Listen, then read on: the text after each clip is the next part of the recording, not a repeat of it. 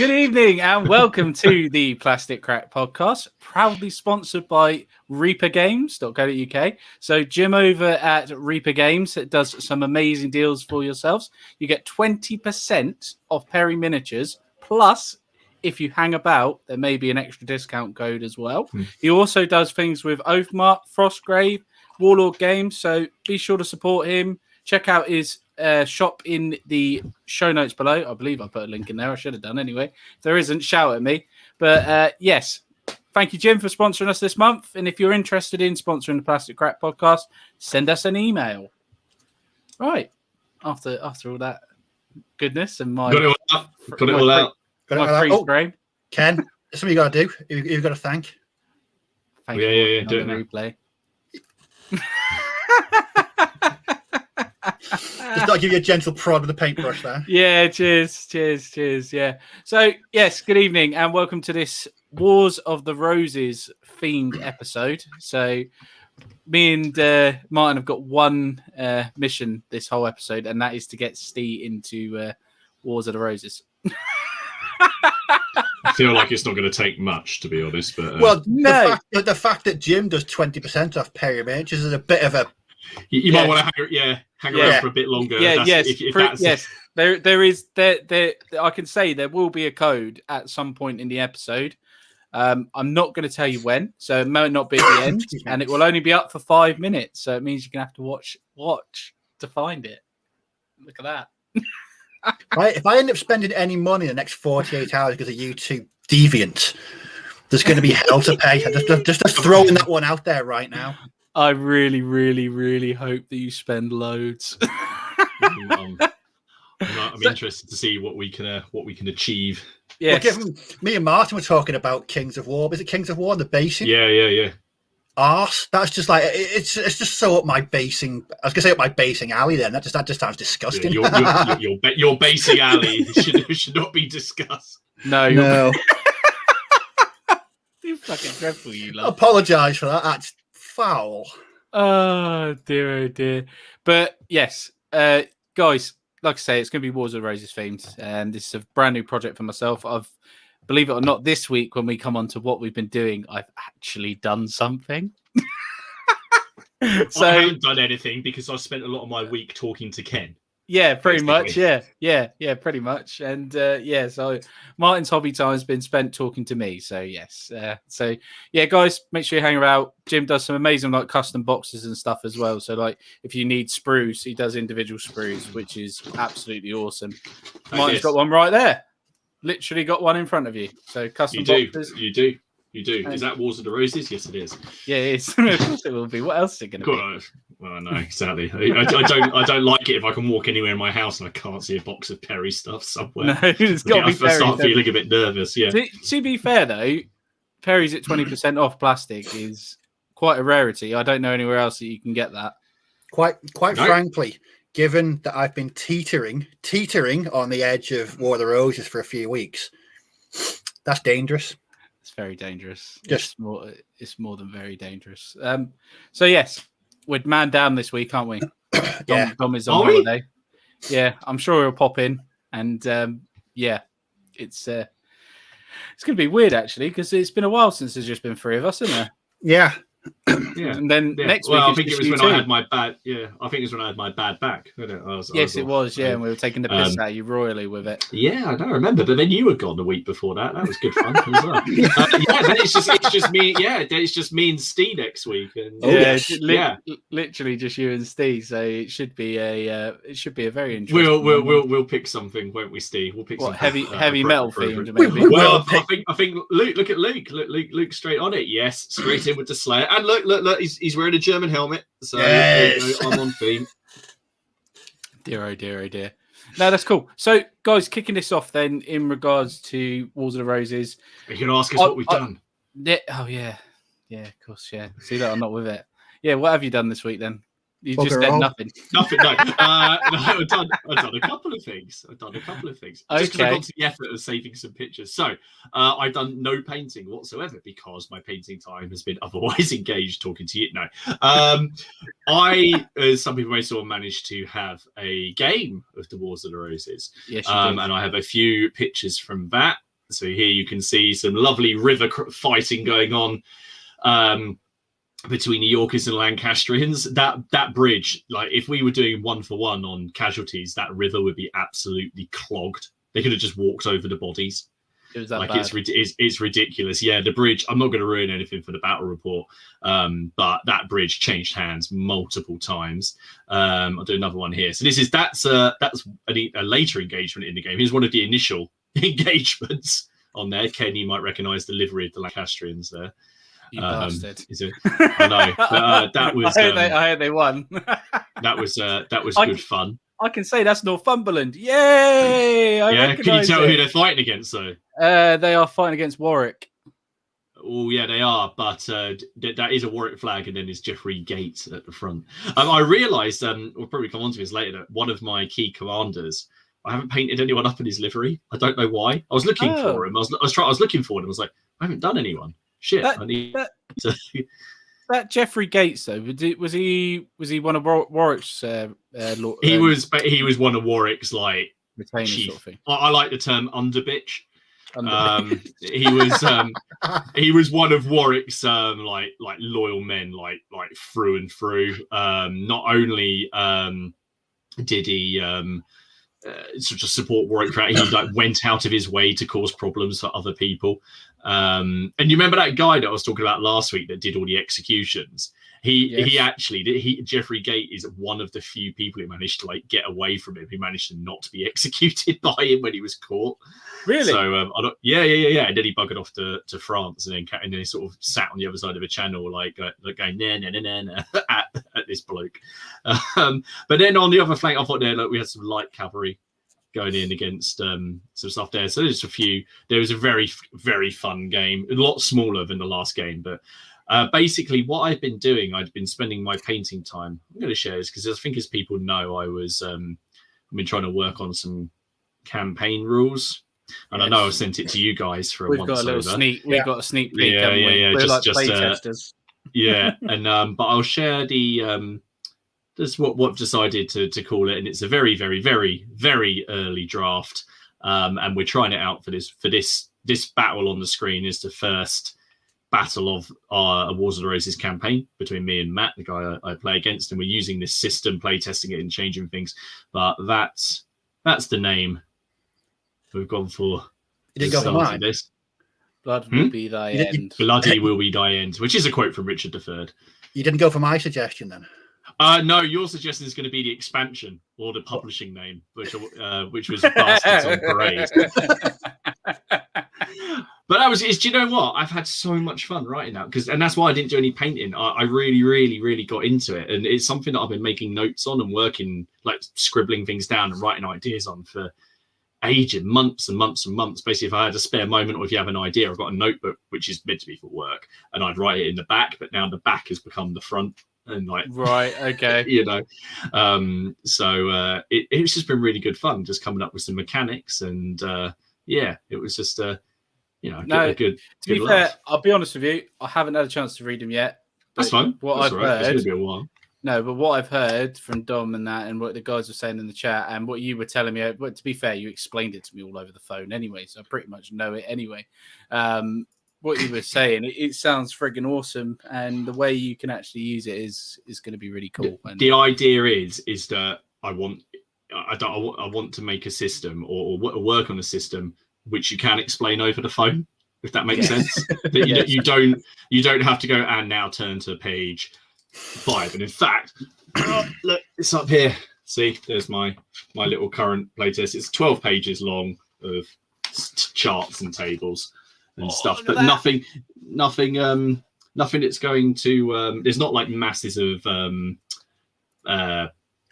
paper work, there's just a couple of things you got to track and a map. But anyway, you'll see that in the battle report that's coming up, I'm sure. Steve, yourself, you said you've not been very busy, have you? No, I have. It's a weird one. Excuse me. I've been painting, but I've not actually finished anything, if that makes sense. It's all sort of in the middle, but I did finish this. I know I posted this on the Facebook page. Yes. That was my experiment. Okay. That was, could I could I take my bolt action painting technique and apply it to Napoleonics? Certainly can. So that was it. 50 minutes that took to paint. Oh, that's pretty cool, man. No, that's really cool. And it was just block painted with the basic colours, and then utterly obliterated with Agrax Earthshade. Like literally a fire hose, like of Agrax Earthshade, and then just really basic highlights. I don't know, it's not accurate. I don't particularly care. I just wanted more to see if it could be done, and it can, but I won't be expanding that. But I think my greatest achievement last week was the Spotify playlist that a lot of people seem to like me posting. Yes. Yeah, got some good feedback, and we've got a great taste of in music in the group. I've got to say that. Big thanks to everyone that contributed towards that chat. It was rather awesome. It was pretty cool, actually. To be fair, it was cool, and I was quite impressed with some of the some of the people that I found out into metal and black metal. Paul Richardson, I'm looking at you, basically. That was some left field. I said to Martin before, that was like finding out that Dom's an aficionado of happy hardcore.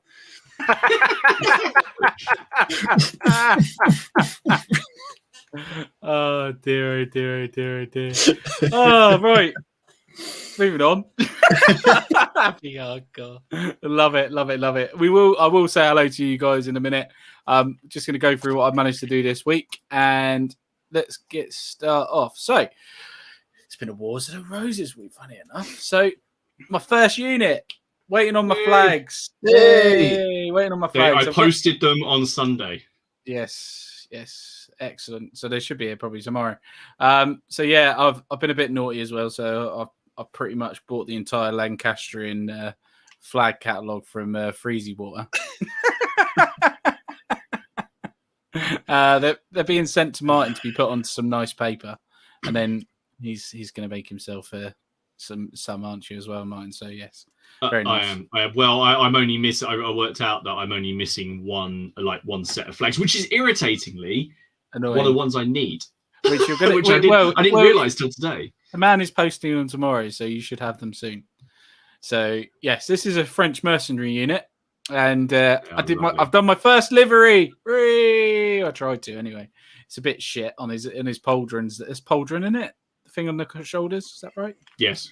Yeah. So I've done it on both things. I couldn't really do it on the front of this guy because I'm learning. Don't put swords on until you've done the details if you're going to do liveries, because I couldn't really get in there. So I've done it as pauldrons, but I can't remember his name now. He's some French geezer. Let's put it that way. What, the one I sent you? Yes. I sent you. I'll find out. I've genuinely got a folder on my desktop labeled for Ken. Yeah. Some French geezer. Some French geezer. There you go. Just shows you those. That's much better. I put that some French geezer. I'm just scrolling back now through our conversation. Jesus Christ. It's in your book, isn't it? You put it in. Oh no, you didn't. No, you didn't. No, I didn't. No. Go on, keep going. I'll tell you his name. Keep going. No, that's right. Yeah. So yes, I've managed to do that. Following Martin's set for when it comes to size of regiments, there's pike blocks that needs to be 4.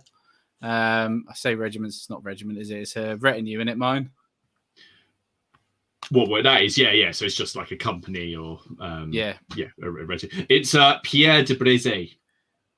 He was a French soldier and courtier in the service of King Charles VII, and he led the French that came over and helped Margaret of Anjou, basically because he hated the English, and then he buggered off back to France and got killed over there. There you go, that guy. So yeah, that was my first unit because I had the mercenary set to hand, and then something bad happened. I've counted how many sprues I've got now of Wars of the Roses, and it's over 30. So yeah, that was that, and I also managed to kitbash Northumberland. So this is the Earl of Northumberland. He's a guy. Yeah, nice.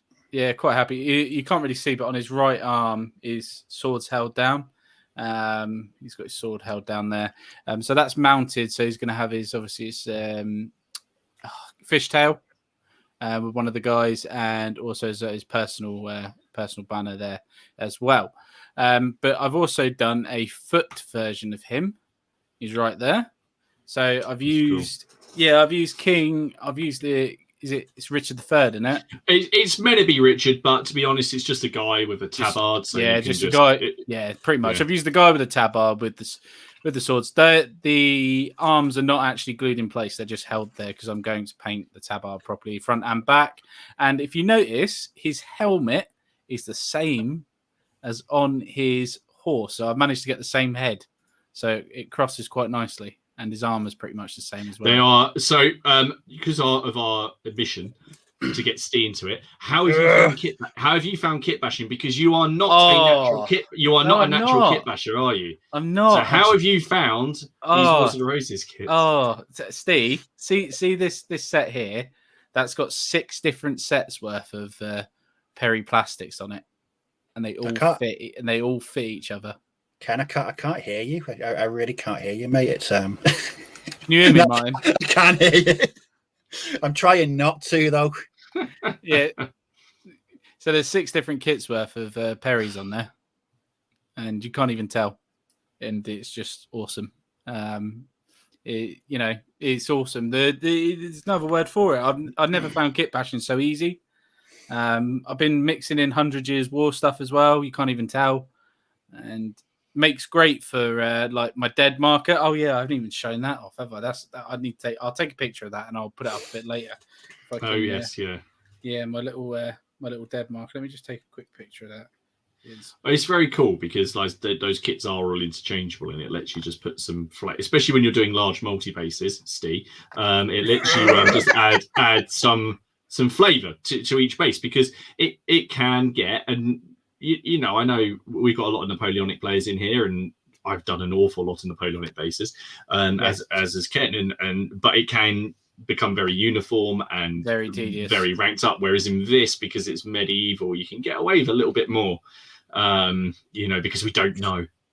No, we don't. There is no yes or no about it, is there? So don't worry, there is some of that, and I'm sure I'm going to be saying that to you. But yeah, don't worry. Okay. I can't help but the next hour and 20 minutes is going to be the podcast equivalent of a bill hook in my head. Pretty much, mate. There's no other way around it, and I just thinking about it. Like, I've got this lovely little picture here. If I can just get it uploaded quickly. Sorry for the unprofessionalism today. It's I think that's why they come here. If this was rehearsed and remember, if you want me to film, there it is. So these are going to be my kill. These are going to be my kill markers. So each unit is going to have one of these. So this is for my mercenaries. So you can see my mercenary guy there with his lance. He's the one getting killed.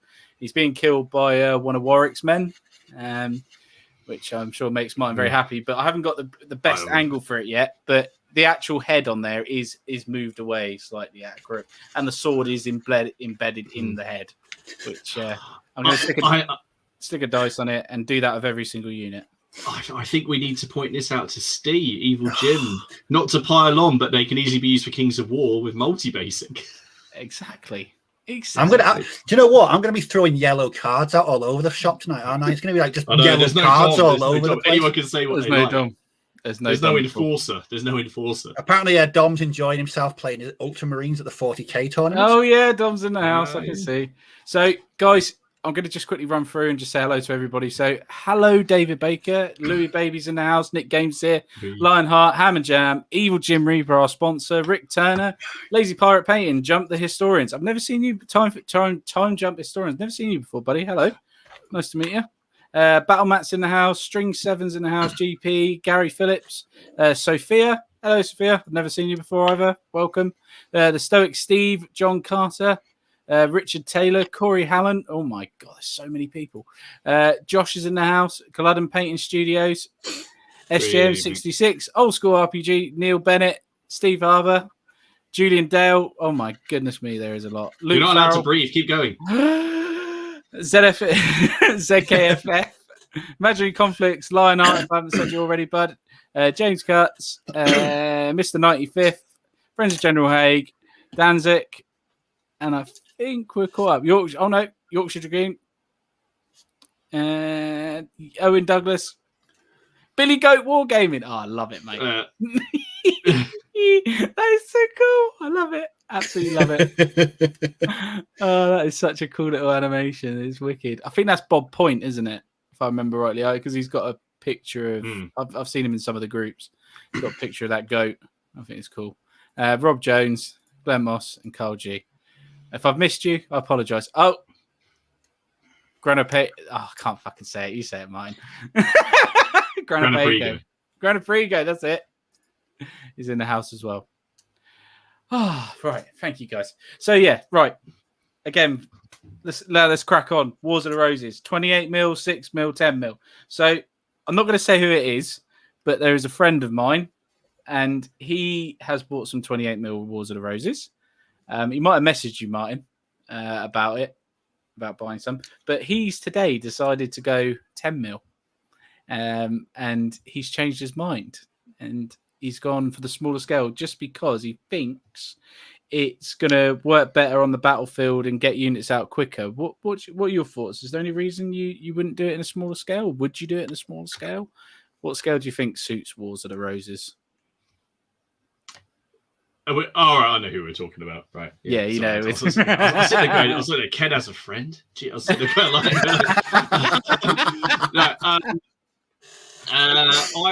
okay, there we go. I do it in 28 mil because I love the detail, I like the heraldry, and I like delivery, and because I like doing awesome kit bashing and poses. And with those Perry sets, I can do pretty much what I want. Is there a reason you can do it at 15 mil and 10 mil, but your options are there is less? You know, there are less manufacturers. Well, it's not there's less manufacturers. It says there's less models. I don't see there'd be really much difference in it. I mean, we've played, it depends what kind of game you're playing, because the thing is, ultimately in medieval battles you line up and you kind of smash into each other in battle. And I just say 15 mil, 6 mil, I think they all look great, but I want the detail. Yeah, I do Wars of the Roses first of all because I love the period. Yeah, because I read about it, but because I want to do all those individual characters. I want to try and do delivery, and I want to try and recreate. I mean, I've done God knows how many I've got now. I think I've got 35 units of 3 bases each, something like that at the moment. Yeah, which doesn't sound like much until you put it all out. Put them together, a lot there. And I think if I don't know, I just wanted it for the detail. And I just want loads of flags. I just want flags everywhere. It does look cool. It does look cool. I've seen some awesome 6 mil armies, Wars of Roses armies, and Pendraken do some really, really nice 10 mil. Yeah. But I just wanted it for 28 mil. Well, this is who's gone. Yeah. This is who's gone with Pendraken. And cost wise, he's worked out it's quite a bit cheaper as well. The same amount. It's going to be, isn't it, at 10 mil? But the thing is, as well, I find it easier to get people into 28 mil, so I can browbeat someone like Steve into collecting by saying, "Here's a box of Perry miniatures, and if you put together these Perry miniatures, you will have a Retuin that you can bring to an army. You can bring to a game, and we can have a game, and there's less." I just said there's less people who probably play it in 10 and 6 mil, and that would, I don't really think that became so much of a consideration. Okay, when I made the big purchase, I was at Salute, and yes, just checking the wife's not there. Yes, which big purchase? No, she was standing right there. She was right here. She was standing right there. She's left. I'd like a cup of tea, but I've still got a beer. So I just I was at Salute and I was chatting to Alan and Michael. I was actually chatting to them on the stall, and they had just started doing their Wars of the Roses campaign over on their Facebook page. And if you go over on their Facebook page, they've still got it up. They've got loads of stuff, and just looking at their Wars of the Roses campaign is what finally pushed me over into starting it, because it's something I've already said I always thought about doing, but I never took it because I knew it'd be massive and it wouldn't end. And then I went to Salute and they were doing their deals. My mate was there as well, Matt, who got into it, and we bought loads of boxes at the same time. And that was 3 years ago now. But that wasn't even at 20% off RRP from our friend Reaper Games. No, it was not. It was at. I can't even remember what it was at. It was Maybe buy 10%? 3 boxes, get a free. I can't remember what it was. It was. I bought a lot, went around Salute, and went back and bought another 3 boxes. So I left with 6. Oh my god! And just think, with that extra code you're going to get at some point in the stream, that's another whopping percentage off. I have not considered that, Ken. I have not already listed out everything that I can possibly get. Oh Jesus! Yeah, that's crazy. Steve, but no, I would say just for that stuff. Yeah. Come on, Steve. Come on. Right. What's putting you off? What's putting you off Wars of the Roses? What is it? I will never get a single thing finished. That's the problem. Yeah, you will. One advantage. Couldn't you use your land snakes though? Couldn't he? Or could he not, Martin? No, wrong period. They're just a little bit too late. What? I keep going over the pros and cons. Now, one is I love the way they look. I love the basing. I love the flags. I said last week, in my head, I know how I want my Wars of the Roses armies to look. It's going to be mud. Yeah. And lots of mud and just really grim looking. I mean, but another pro as well is that with those miniatures, they look quite quick to paint as well. They are quite quick to paint, Steve. I've done a whole unit in like 2 days. It's great. And the best part is because it's all based on frontage, you stick as many as you want on it. So if you want to do, if I like with the Northumberland, I've put 7 miniatures on that 60. I know base. But with other bases, I've only put 5, or I might only put 4. Depending on, and I can make my bases little dioramas like Martin's done. So if I want to get like Martin did, get a guy turning up late with his arrow bag, making it look really cool and unique, you can do that, which is really smart because obviously the kit bashing potential is insane. That's another one as well. I just think I'd end up spending ages just kit bashing, and with the basing as well. I want every base to be a sort of a mini, like a vignette or a little small scenario with little bits and pieces. But I'm gonna kind of do that, Steve. I'll be honest with you, I am. It's like the idea came for me to do like because I wanted to use these 40 by 40 mil bases up or 40 by 45s. And I just thought, what am I going to use them for? And I thought, you know what, I could just do for every unit. Because Martin was saying you're gonna need shitloads of casualty markers, and I like a casualty marker over a token. I thought I could just use a dice instead, and it gives me an excuse to use these old Games Workshop dice because that's what's going to go on there. And doing that as well, I can make like little dioramas. So like you guys have already seen that guy who's got an arrow going in his head, haven't you? Running along, you've seen that one already, haven't you? So that's the one for one of my men at arms ones. So it's just going to be a lot of fun, and I'm sure there will be decapitations and things like that, and missing legs and bits and bobs. And see, I know it's sort of not strictly the correct period, but have you seen the battle scenes in Henry V with Kenneth Branagh with the mud? Yeah, that's what I would want mine to look like. Yeah, that would be very, very, very cool. And the best thing is you can make your models look like that because I've also discovered a new thing this week, Steve. Deck tan. And Martin is right. Deck tan is rather good. And Thick Mud by Vallejo. Oh, Jesus. So yeah, it's one of those things. And yeah, but I can imagine you just dry brushing on some mud, and just using that thick mud stuff and just going down with it. When I did my very first Turnip 28 mud, it works really well as a base of material. But I also did a base of 4 Napoleonic British infantrymen, and I did the same. They were mounted on cork and then mud over them. Got you. Okay. Yeah. But I don't know.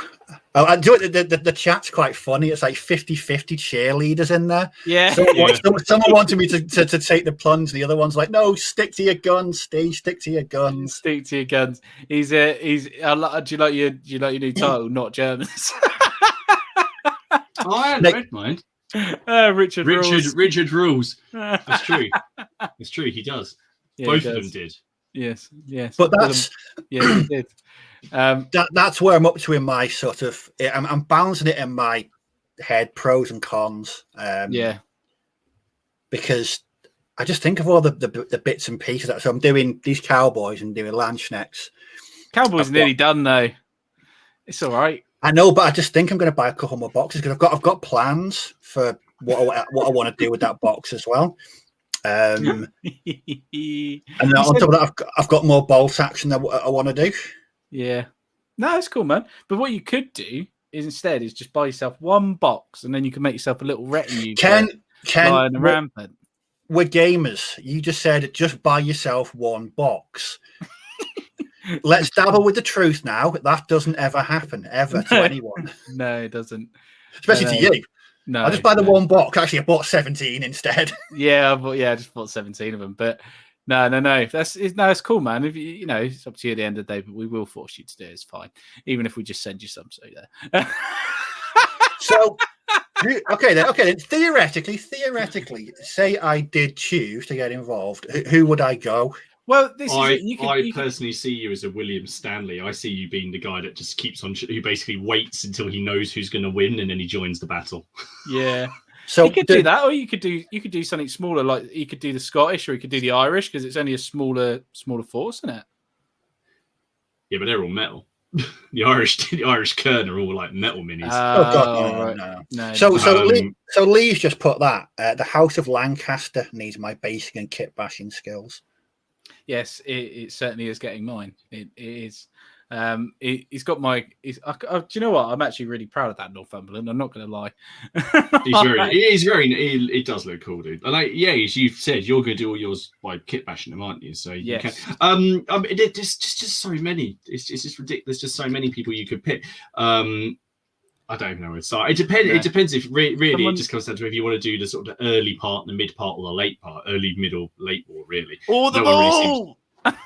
Or do them all. Or you pick someone who is in all three, and then and then go and do it like that. There aren't many. There aren't many. No, I'm learning this very slowly. There are several. When someone says like the Earl of Somerset, which one is you have to ask? yeah, and Luke's just chucked this out as well. Look, Lancastrians Wars. Yes, I did see that. For Kings of War. I don't know. I don't see many people doing Stanley, and I think that's because he's perceived as a bit of a he claims a glory at the last minute of Bosworth and charges in when he knows Richard's going to lose. But he's got some cool livery. I think he's orange and green with a stag.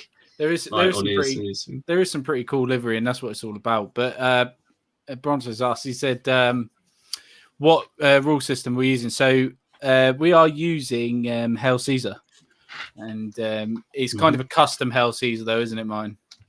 Yeah, so it's just Hail Caesar, which is what we started with, and we used the Rick Priestley designed mod, if you liked. Like, he just did some stats for the Perry campaign, and they made those available for people to use. Still available. Yeah, they are. It's on their Facebook page. Funny enough, I've done a video, and if you click on the link, then you can see it.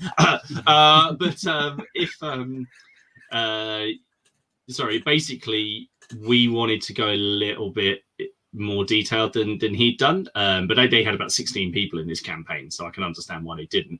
So myself and my mate Hail Caesar, the rulebook gives you the rules for just light infantry, medium infantry, and then you can expand those out by adding special rules, and that's what we did to create basically an army list, which we've tried 4 or 5 times now. So my plan is to share it at some point, just as an open share kind of thing, because it doesn't breach any kind of copyright, because it's just like these are basically the house rules we've put in place.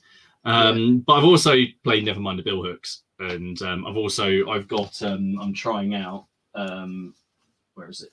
This one, Test of Resolve, which has just turned up, so I'm reading this one as well.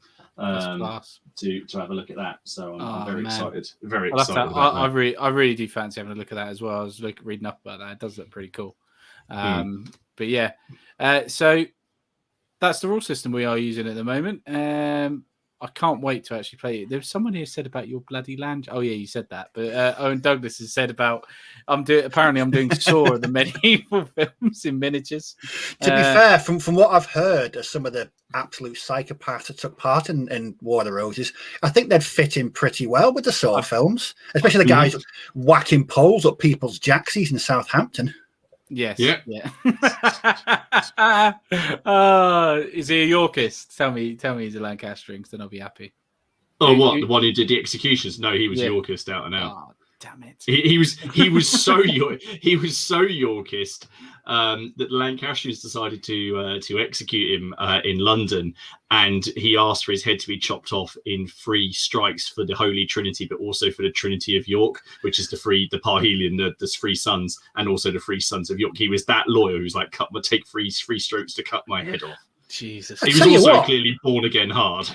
I was going to say that's dedication to psychopathy right there. I mean, let's be honest. I mean, you can't get any better than that.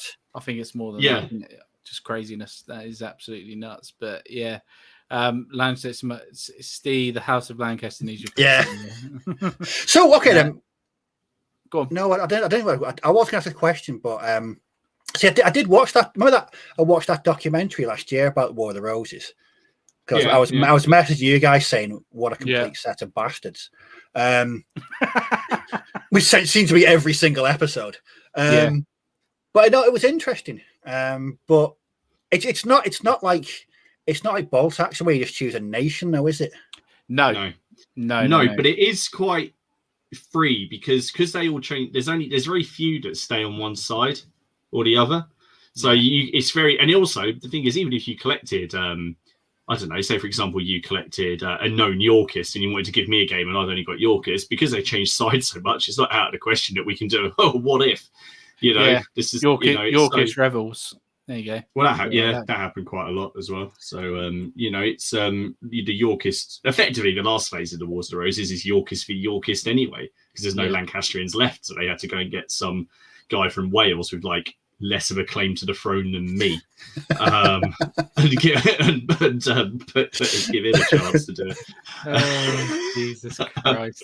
I'm not poo-pooing the idea completely. I'm not saying. I mean, let's face it. Cast your minds back to this time last year.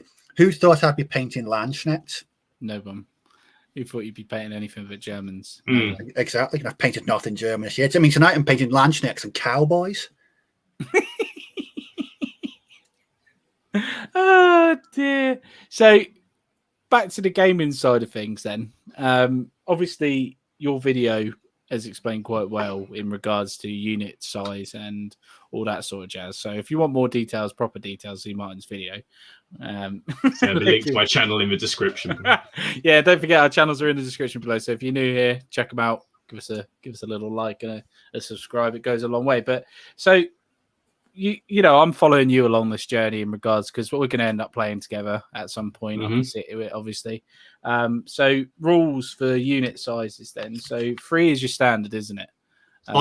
So there's no. We just decided quite simply, because again we were looking at the Perry campaign and they had 3 bases. So we decided 2 bases for small, 3 for standard, normal, and 6 for large. 6 for large. 6. It's 6, yeah. So it's so it is properly, because the bonuses when you get to large is ridiculous. Hail Caesar is massith compared to what it is in 4 for pike blocks, isn't it? We did 4 for pike just because you have to field them in a block. So that just seemed that seemed to make sense. Although we are and then cavalry, we were toying around with the idea of making it 4 bases for a unit of cavalry standard, just so we got a few more of them on the table, but then we haven't tried that out yet. But then also cavalry didn't play a massive role in the Wars of the Roses anyway. There were some little flank attacks with little forces that were hidden. There's only a couple of proper cavalry actions, and one of them was in the Battle of Bosworth, and that went really well. It went right because they got a cavalry charge off. It's just it got wrong because the guy that led it was killed and he happened to be the king, so it didn't go quite so well. Yes. Hence, cavalry should yes. I've just seen. Sorry, we have to say Yorkshire Dragoons getting married next week. Hey, congratulations! I hope she likes wargaming. Yeah, Are you having? We had board games. We had a whole room set aside for. Well, originally it was set for kids because there were like so many of my friends and family had children. It didn't seem to be unfair to say they can't come. Yeah. So we put a room aside, and Haley at the time was doing the accounts for a playgroup. So we actually had some these playgroup carers there to look after all these kids. There was loads of them, and we put PlayStations and Lego and board games. By the end of the night, all the adults were in there. Yeah, but the disco was filled with the kids. Yeah, switch around. Fair play, innit? You seen what Josh has put here? The curse is real. I've absolutely no interest in modelling Wars of the Roses, but since I've been watching the stream, I've spent £70 on Warbase and Wargames Foundry on hobby stuff. Mondays are becoming expensive. Exactly. But they're going to become more expensive in a minute because you're going to get some percentage off from Jim.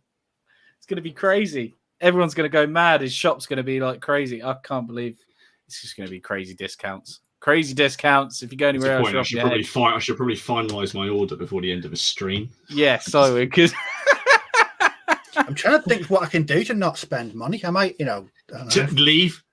Don't do that. Yes, anything. It's 20% off plus whatever you're going to get discount code boys in a minute. Another problem is the only people I'd actually game with are you guys. I don't know anyone around here that would even be interested in playing it. Oh, okay.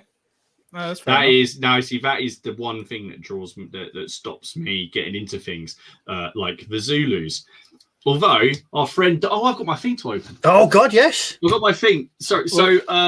Wherever he is, do you want to open it in a minute? Yeah, I'll open it in a minute. Keep on going. I'm just finding something. No, that's cool. Yeah, you were going to say the Zulus anyway, but you're lucky though because you got your wife and she will play games. Yeah, and that's black powder, isn't it? So you can test of honor now. Exactly. She beat me. Not to spoil it, but she beat me. Any game she'll play. So she'll play Hail Caesar. Well, part of the reason, and I don't want to bore people to death on the Wars of Roses because I know I have a tendency to go on about it because I like it so much. I know. I can't help it. Right. But the reason I've started building up a really big Earl of Warwick force is because in the late mid part of the Wars of Roses, he turns against York. So either I can field a massive Yorkist Towton-size army, which is going to be 40-45 units by the time I'm finished, or I'll be able to divide that in half and do 2 20-unit-sized armies and have a smaller game, which obviously Haley will be able to play. We're not far off now being able to do it. I think I'll end up being Warwick because she likes the guy that plays Edward in that series, The White Queens, Jeremy Irons' son. Okay. Irons, and if I say that's him, then she'll be like, yeah, that's fine. I'll play him. Which one's Jason Momoa? That'll be the next question. Yeah. Evil Jim. I'm still in shock. Still in shock from some guy from West. I'll make it even better for you. He was not even really that Welsh, was he? Because he basically grew up in France. Yeah. He was really good at hide and seek. So far we've had some guy from Wales and some French geezer. Yeah, some French. If anyone ever doubts our historical credentials on this podcast, I will take them to task straight away. All I know is I'm doing Percy, 3rd Earl of Northumberland, because the 2nd Earl was killed. His dad, and so was the 3rd. Yeah, so was the 3rd. Yeah, Towton was killed, wasn't he? Yeah, the Percys are loyal Lancastrians, and they are bastards, though. To be fair, they have.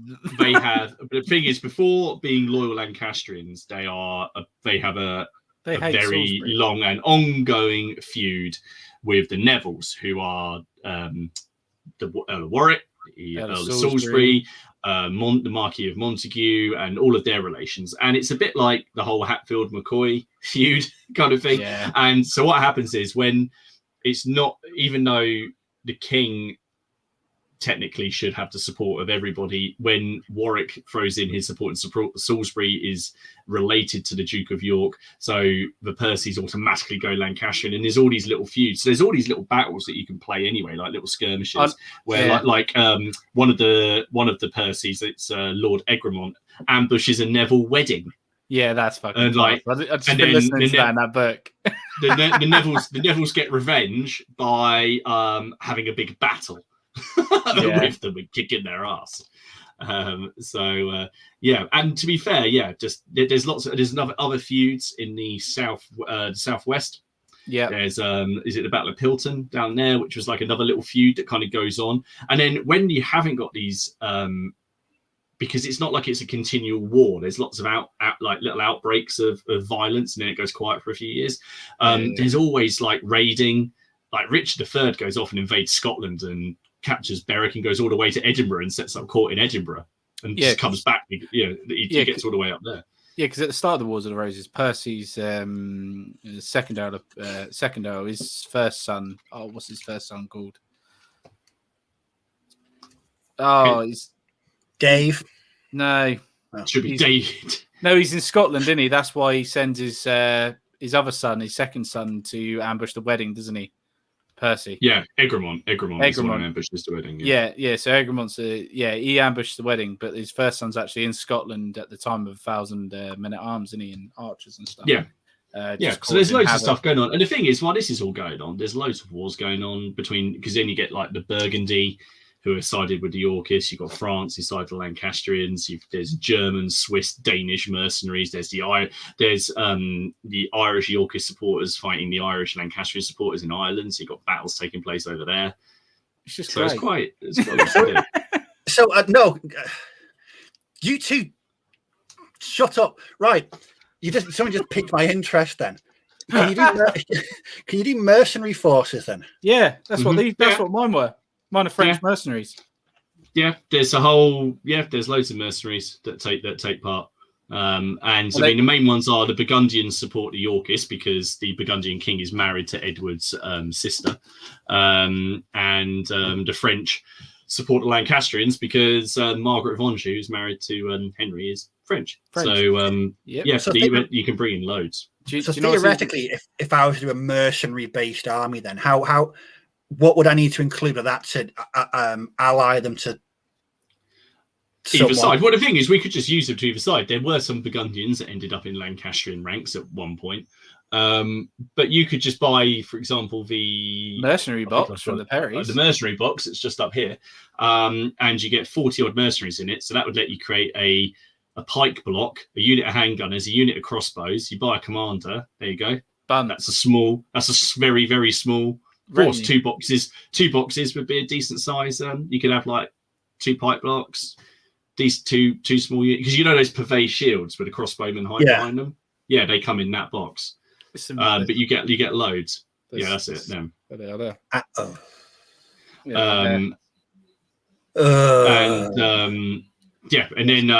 But then also the Burgundians are in love with their cannons and their ordnance. Yeah, the Burgundians love their ordnance. There's all the crossbows anyway, which I'm going to be using a crossbow mercenary unit.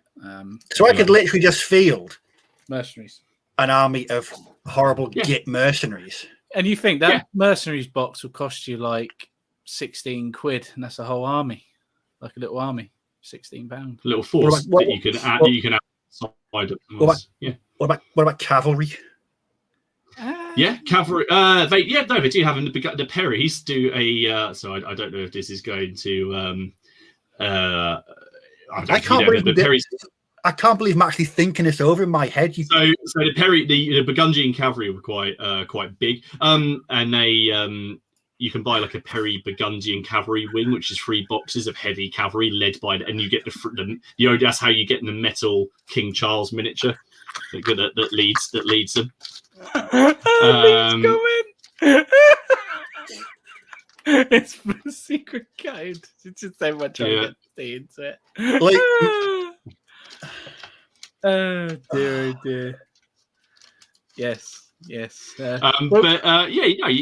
could do. There's do you remember that series I told you guys about called Maximilian? Yes. It starts at the Battle of Nancy, which is where the Burgundian king is killed. That was like, and I'll find it for you, Steve. I'll send it to you because they're wearing all that Wars of the Roses armor because it's really good. It's nice and accurate, the armor, and it's absolutely coated in mud. And you'll like it as well because some of the armor is black. You've got those different. Some of the armor's bronze, some of it's blackened with like gold trim and things, and Owen Douglas said Charles the Bold is a badass. He was a badass. He was also called the Bold. Wasn't he also called like Charles the Stupid? Because the Bold was also like he is bold, and he's also stupid because he's bold, because he just charges at things. Yeah. But he's a very cool character. Do you know what else is cool about that box set, Steve? You get all these flags with it as well. So you got the flags, right? Be gone with your devilish flags, Ken. The French or Burgundians, whichever ones. But if you go Burgundian, there are transfers that you can buy from. Who is it? Martin? It's Little Big Men Studios do the transfers. That's it. They do the transfers for the Burgundians. So you can just do the Burgundian transfers for the Purvey shields if you want to do that. So as far as their there you go, Steve. There you go. There's some Purveys, Oh Burgundians. yes. What's going on? Why can't I hold that straight? Yeah, there we go. And so do you remember I made that like Dirty Dozen style unit? Oh yes, but yes. Yeah, they were mercenaries. I just wanted to just stick whatever I could together to make like a Dirty Dozen. So uniform wise, what for mercenaries is just anything goes. Anything goes, but the Burgundian colours are blue and white with a red, like St Andrew's cross on them. But pretty much, you don't have to do those. You could paint them up however you wanted. But yeah, that was their sort of symbol, if you like. Yeah, the French are they're kind of similar. It's like red and let me see if I can get the colour up here. This is the there you go. So that's them. Burgundians are the one with the cross. French are the blue there, but they also did a red version of that. So I've done both and mixed in with red trousers.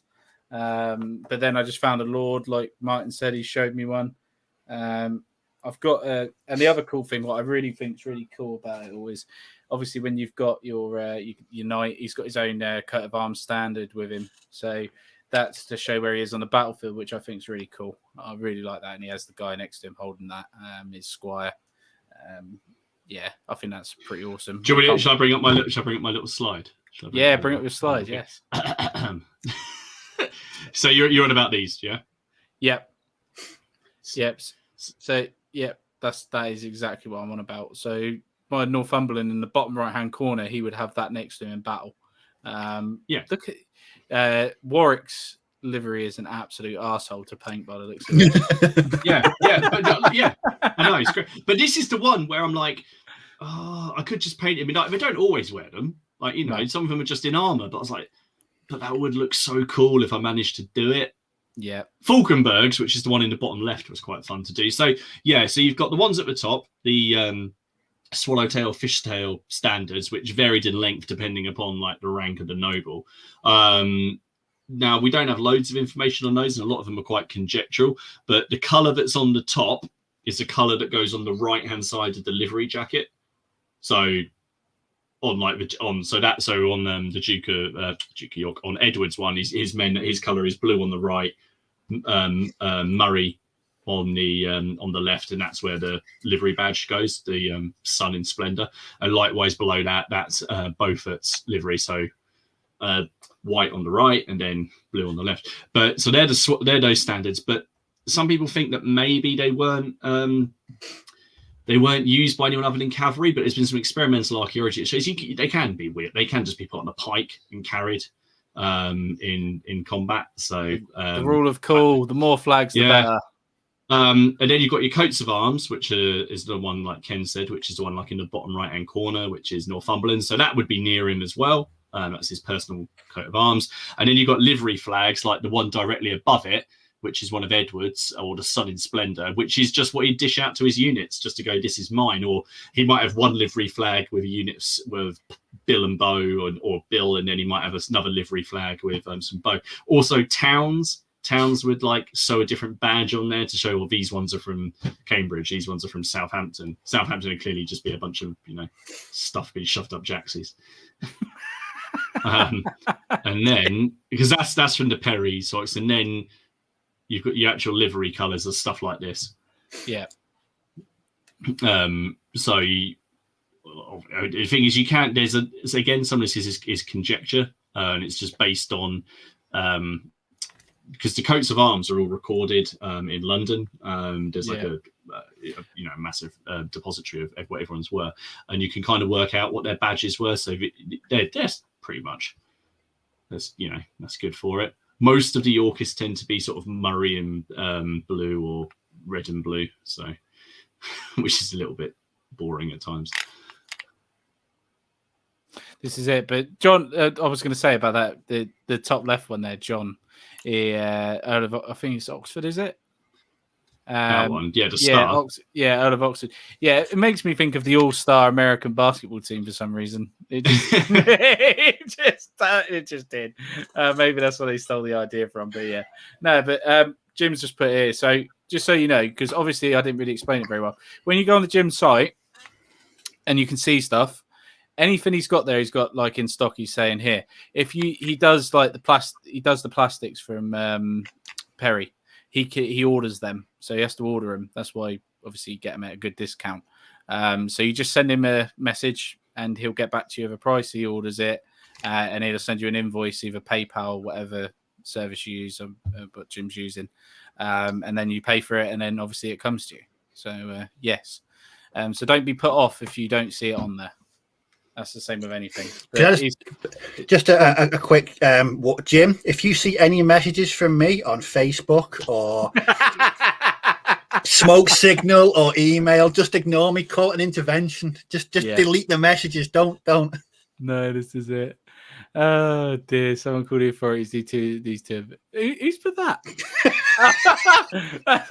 That's me. I actually typed that. That was me. I was trying to alert them to me being coerced into.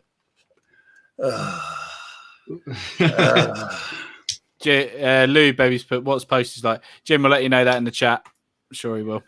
It's not very expensive at all. I think it's like standard postage. Not for what you're saving on the box sets. Yeah. No, definitely in a minute. But mine, it's coming up at 9 o'clock. Would you like to open that special gift from God? I've got a horrible feeling. I think I've just worked out what it is. So I got this lovely parcel in the post, and it says, "To Martin Brook, #Badger's Revenge." And then I've already had this from him, which is the Giants in miniature Shaka Zulu. So I've got a nasty feeling that this is going to be another period. Is Dom conducting some type of psychological warfare with you? I think he is. Probably. Have you seen the mountain of Wars of the Roses stuff he's taken on? Yes. Yes, Dom's taken like 6 boxes of Wars of the Roses stuff that he said he's going to build. It's gonna be thing. But, yes, it's definitely #I blame Martin.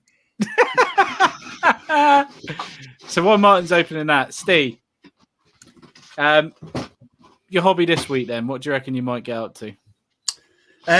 More Cowboys. Yeah, I'm on my 3rd batch of 5. These will be finished by tomorrow night. Well, once the wash is on, golden. I've got 6 Lancastrians. I've got some Zweihanders. And I'm making a video. A few people have asked me to do this over the past sort of year or so.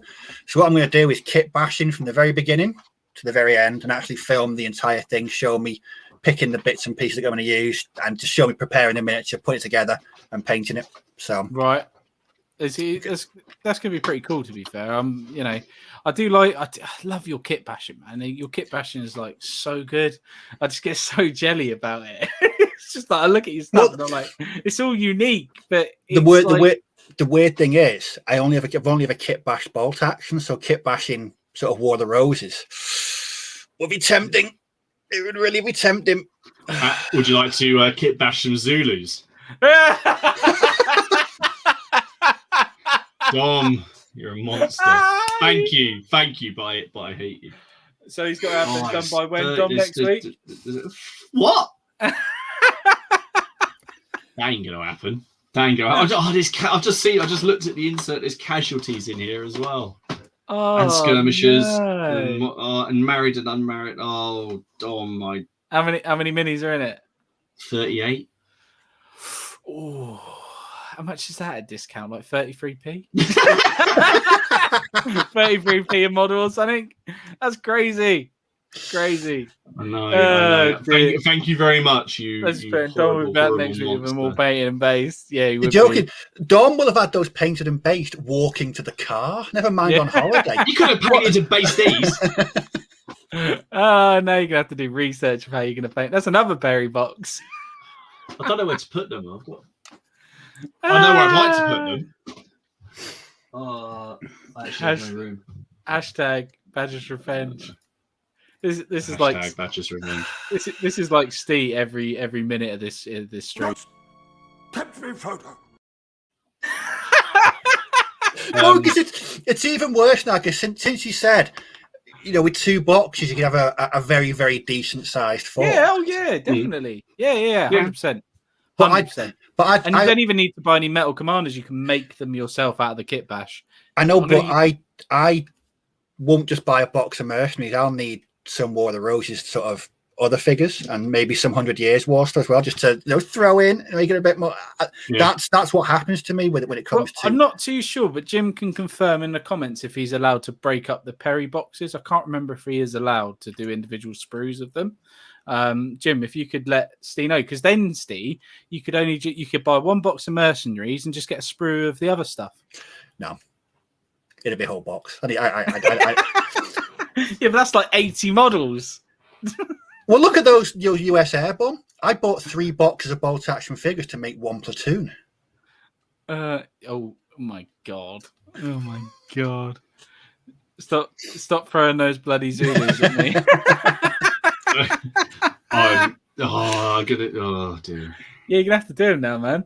I will do them. You know what's gonna happen? We'll go to CrackCon, and someone will bring you a box of the British infantry just to. No one is going to be bringing me anything unless it's beer. It's beer. Or more huzzahs. He's fine. Yeah, but he's finally done it. Happening. The thing is, if someone sends me huzzahs, I'm just going to send them to someone else. I'm just going to pass them on. That's never happening ever again. Yeah. So James put, you can only do the Perry boxes whole. Unfortunately, Warlord and Mantic, you can do single sprues. So anything from Warlord, anything from Mantic, you can do single sprues of. So I'm happy with that. I'm happy with that. I'd rather have too much than too little. Don't worry, you end up with so many spares, it's ridiculous. And I've got that sprue guilt where I don't throw any sprues out until there's nothing left on them. I clip on mine off now. I have done that, and I've done that. But I run out of boxes to put all the clipped off pieces in. Man. Yeah, but what I even do now is I clip my sprues to make bricks. That's a good idea. I cut them into like really rough cubes or Sprue glue. oblong sprue glue. Sprue glue, man.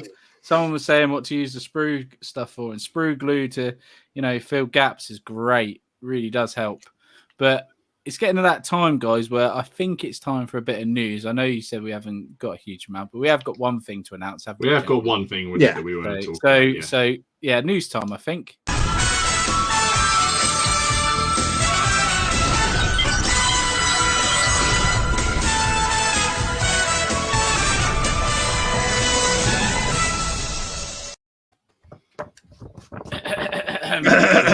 And welcome to the Plastic Crack Podcast News. Yes, I don't know why I picked up a Lord of the Rings magazine then, but yeah, I'm just not with it this week. I'm absolutely fucked. I'm not gonna lie, I'm knackered, but there's still always room for hobby. So, gentlemen, it's been a very interesting week in regards to emails back and forth. We announced something a little while ago, didn't we? Yeah. CrackCon. Did we? Yeah, we did. Yeah, I believe we announced CrackCon a little while ago. So, Martin, you've been having the joys of emailing back and forth. So go on, you can have the goodness of sharing the goodness. Right. So,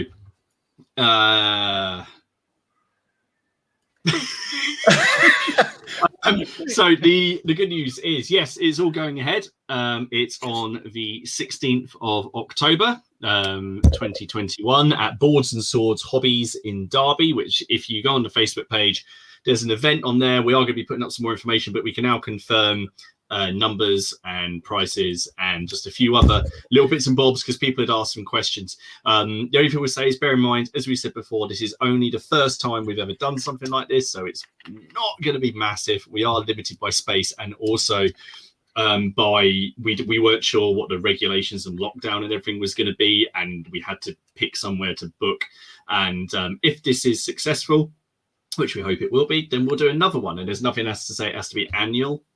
It's a meetup and a gaming event and a general spend money on miniatures and just meet everybody. So the cost of the tickets is going to be £15, but that is for a whole day of gaming from 10 o'clock until 5 o'clock.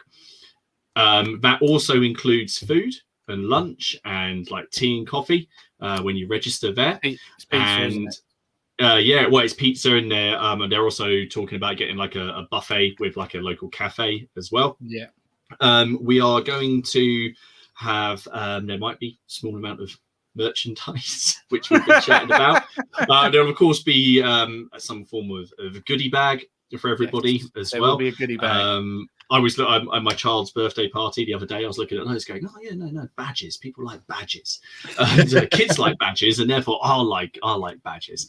But there are going to be a number of games, and I think we'd already decided that the biggest game in the middle will be a large game of Black Powder, and what we'll do is Napoleonic Black Powder. Napoleonic Black Powder. There'll be a scenario or something that we'll come up with, and we will send out a list of what rules we're using, what rules we're ignoring, and what lists we're using, and any kind of restrictions that people can build appropriate armies to bring along.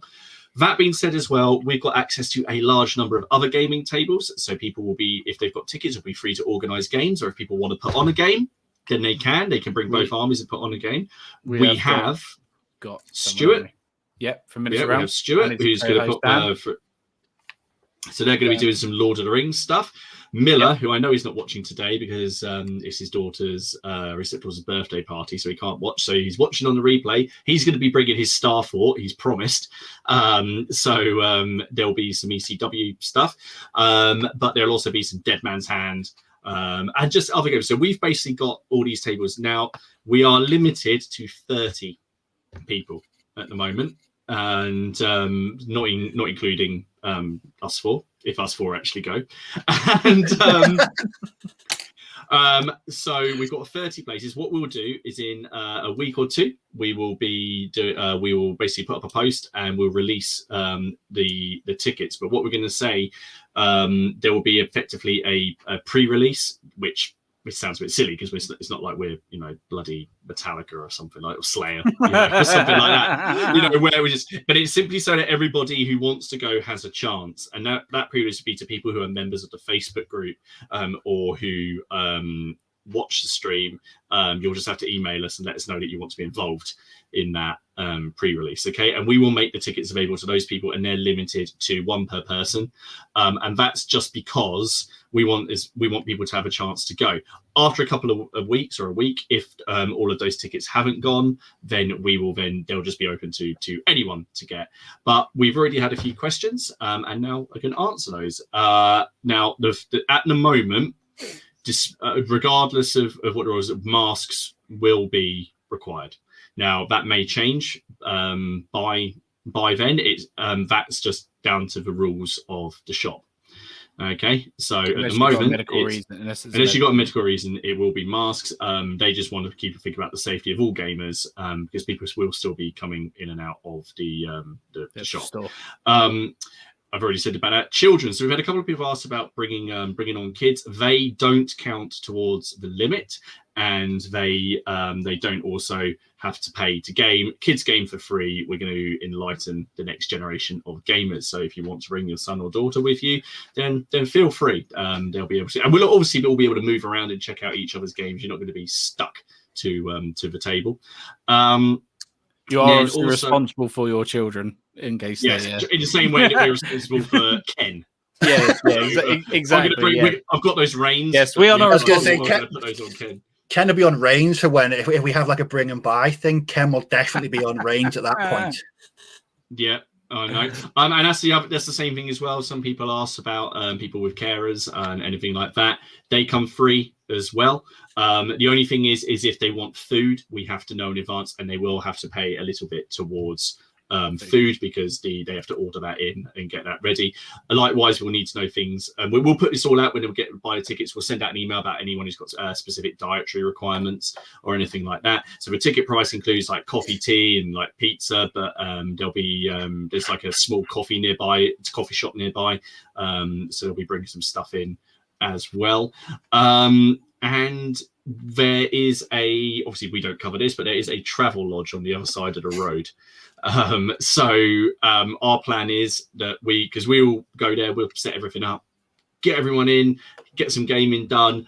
We'll then have we'll have to clear everything up. But while we're doing that, if there is anyone around, and I have it on good authority that there's some pubs nearby. No one said if they're good, but there are some pubs nearby, and we can hit the pubs and chat about how much money Ken has spent in the shop. Now, Boards and Swords as well. I should say Boards and Swords. I reckon they have I think some people in the chat go to Boards and Swords quite a lot. They've got a huge range of GW. Warlord. I think they've got Perry stuff in. They've got loads of different games, role-play games, card games, board games, just the whole lot. So there'll be plenty of space to go and spend some money. I did say to them they might want to stock up on their historical stuff before this happens.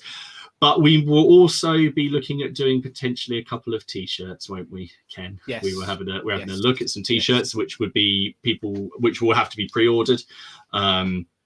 But anyone who comes along will get a Plastic Crack Podcast goodie bag, a CrackCon goodie bag. We'll give you a lovely little brown bag that says crack on it. There will be, Ken, I've already decided, so out of my stash of shame, I will be putting models in the bag.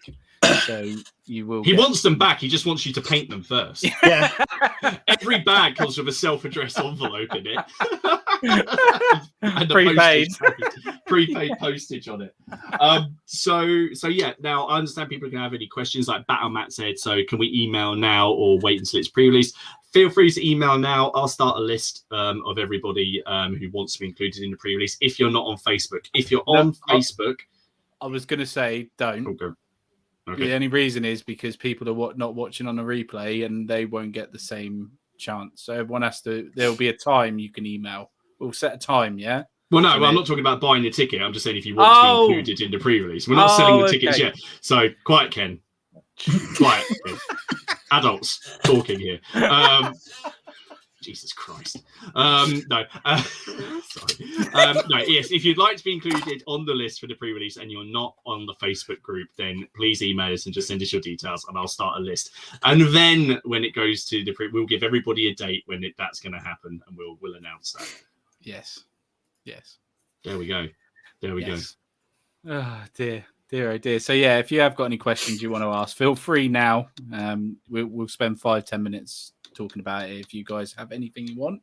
If not, we'll carry on with the show. But it's definitely something we've been looking forward to doing, isn't it? And and I've been nagging constantly about, has he emailed back yet?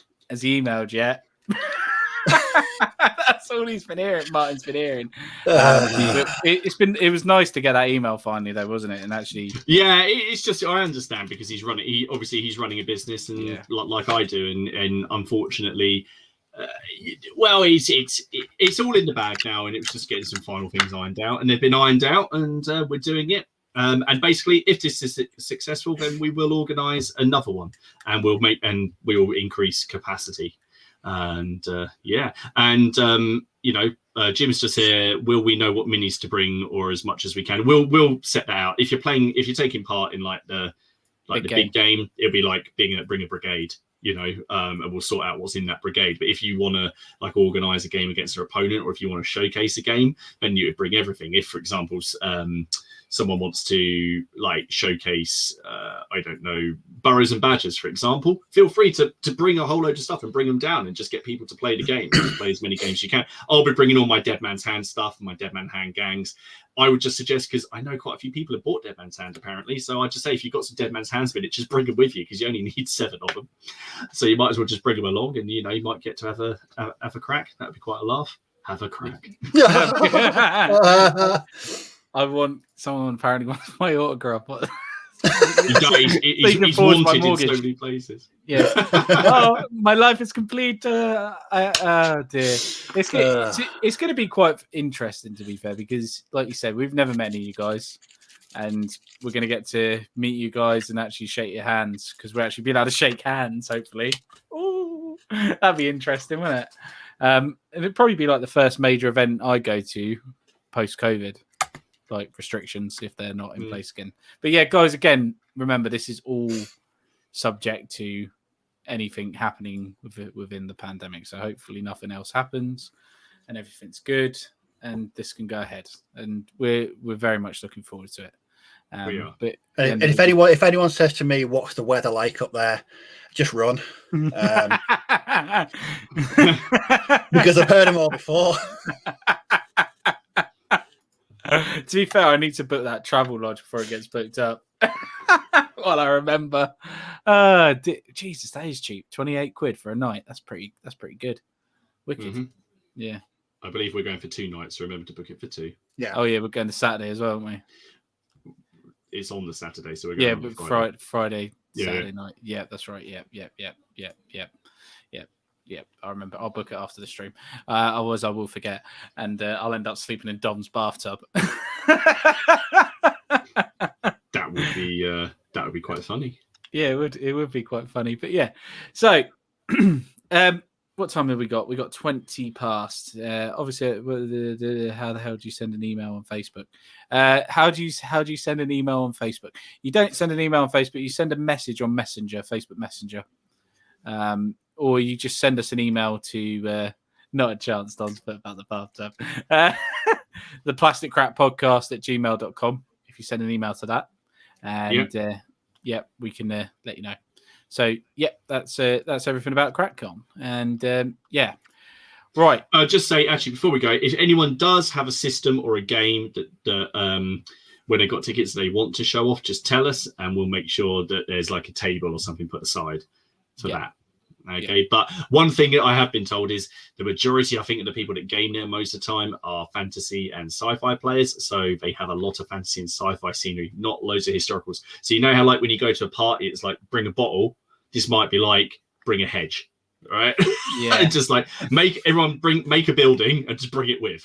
And that's not code to bring a hedge. Actually, really bring a hedge. It's not some form of odd euphemism. It's just bring a hedge. No, just bring a hedge with you. Just literally bring a hedge. Oh dear. But yeah, we'll let you know obviously closer to the time and once we've get this ticket on sale. I'm hoping to do some terrain for it, so I'm hoping to make a load of stuff up for it or purchase, because I'm going to probably purchase some stuff. But good fun. Right, so let's crack on. I think what we're going to do, let's crack on, obviously. I think what I'm going to do now is I'm going to go through some of the pictures just from the guys. Yeah. And excuse me. And just over on the Facebook page. So just while I remember, I'm going to do it now because I nearly forgot. Did you have a parcel turn up this week from Sean, Martin? Yes, I did. I did. So yes, I had one. So VK a couple of weeks ago put up on his video for Fraser. Sean Bryant, really, really lovely guy. Really brilliant member of the community. See those pictures there? Yeah, those pictures are from Sean. So I can't remember it. These are teddy bears. These are limited edition, weren't they? These were not made. These were not part of the catalog. So what company is it again, Martin? It's First Core, isn't it? First Core, that's it. Yeah. So these First Core teddy bears, and these are like these ones. Yeah. So I'm going to paint these up. So basically for our partners to try and get them into gaming. So that was really nice. But he also sent me a box of Bill and Bo, which was really, really nice. Mate, mate, I don't know what he's trying to do to me. Hang on a minute. Look, he's trying to kill you. First of all, he very, very kindly gave me those pictures up there. Which that one come out of his frame? Yeah, it just has while I pointed at it. That's creepy. That was just shit. I need to, Martin, sort that one out. That's called telekinesis. I'd be quite worried. Yeah, I'm quite proud. Yeah, that one's just slipped a bit. He's also but I've got he sent me very, very kindly. So I've got a whole load of first core ECW. Wow. A bag of first core ECW. Oh my god. A bag of I think this is from Redoubt or Renegade. I think it was Redoubt. It's like a diorama of a prisoner getting judged, like ECW, like it. And nice! It looks awesome. Like you got this little guy with a quill, writing down what's going on. I'm pretty sure it's Redoubt. He's just a fantastic chap. He come round and we were here. We had a cup of tea and we were chatting about wargaming and his experiences. And he does commission painting, but he has a YouTube channel as well, which is Metal Mercenaries. And he's just a fantastic guy. But he tipped on telling me, he goes, don't feel guilty about any of this stuff I've got. He goes, because I've just got a garage full of stuff and I don't, So he's worse than Dom. We thought we'd never beat him. He's such a nice chap. He's worse. Yeah, I've next time he's down, I've said to him he'd come round for a cup of tea and stuff like that, and just have some chatting. It'd be really cool because I know he lives quite far north. But yeah. That's really annoying me. I'm just going to have to move that picture. No, that's all right. There's Martin's OCD. And so thank you very much, Sean. Really, really appreciate it. And thank you very much, buddy. Really nice of you. Let's crack on with the pictures over the Facebook group. So as always, got a selection from the Facebook group. I noticed today, again, that a load of pictures started going up when it was coming up to time. Did you notice as well, Martin? My phone went mad. Yes. So start off. So we've got Brendan's done some it's retreat from Moscow, isn't it? Yeah, and they're they're like civilian clothes they've stolen, isn't it? So they've mixed clothes, and yeah, it's pretty cool. I like that. I do like the patterns on the. Well, you could say greatcoat, but it's not a greatcoat, is it? It's a civilian clothing. But no, that's a really cool idea, and I really like the basing. Really smart. But Drew shocked me. Do you know what he said? Look at that tartan for a start, how good it is. And the second thing is he said he's thought these are his new favourite models. So, but Drew, there's something not quite right there. I'm sorry. I sent him an amazing. He did it was a brilliant video, a brilliant post, but it just makes me feel a little bit funny every time I see Highlanders now. It just brings back bad memories. Very, very bad memories. But no, they're really cool, man. That's some nice work. Nice work for the tartan. They're beautiful. They are very cool. So Gil's, is that Jill or I can't even see? Is that Jill? No, it's Gil. So I'm back here. That's right. It's Jill. It's Jill. Jill. Oh yeah, sorry. Yeah, Jill. So he's done some really cool work here. It's a medic, and that's Marines, isn't it? That's the Marine medic. Yeah. I've used a very, very similar combination myself for one of my US Marine medics. That figure that's lying down is the guy that's running, and it works really, really well because his legs up. Oh yeah. So when you put him on his back, it looks like he's knackered. Yeah, no, that's really cool. That is actually really smart. I never noticed that. I thought that was one kit, but no, that is two kits, isn't it? So that's really cool. Really cool. And that's metal, isn't it? No, that's from the plastic box. That's the plastic one? Yep. I think it is. Well, I never. There you go. I learn something new every day. Grand Prix. Oh, that is lovely. Oh, it's really, a British really nice. Brunswick infantry commander. It's just so cool. I really like the that is resin water, isn't it? Like that stuff that we got. That's just running through now. That's really smart, man. I'm loving the bases as well because the color.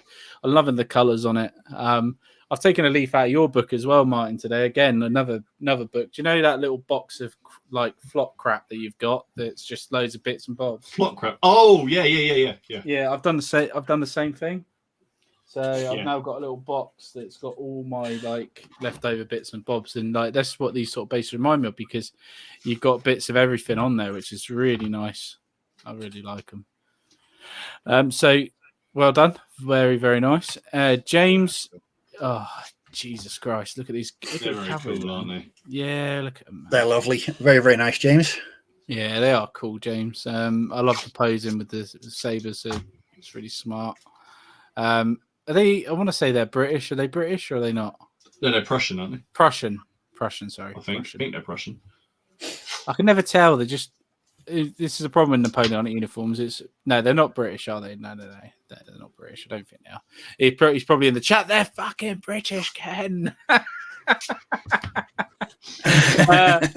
But no, they're just the paint design. And do you know what? I was looking at the basing technique and really like the static grass, how it's been used. And it looks like he's used like the tile grout sort of system where you've got like undulating terrain, so it's not flat. Again, looks really nice. Jim, our sponsor. Yeah. He's done his inventory last week. This week it's cavalry. Again, I don't think they are the skulls from GW, Either way, they're from Manting. Just ask him. Jim, where are they from? Jim, they could be used for Turnip 28 or that sludge game. Yeah, they would definitely fit in there. I just think you could have a wicked theme game of sharp practice. Or like I'm still up for making a modified set of rules for Dead Man's Hand where you've got like the undead coming against like some plucky little riflemen. No, but again, they're sweet, man. They are sweet. Joshua, this week, nice. He's done some more. They're French. I know that's French. That shaker looks really cool. I love how he's done the eyes on these guys. Are these Moscow? Those are Moscow again, aren't they? Escape from Moscow. It's a retreat from I can't pronounce it. Neiman. Oh, I know what you mean. Not Nijmegen.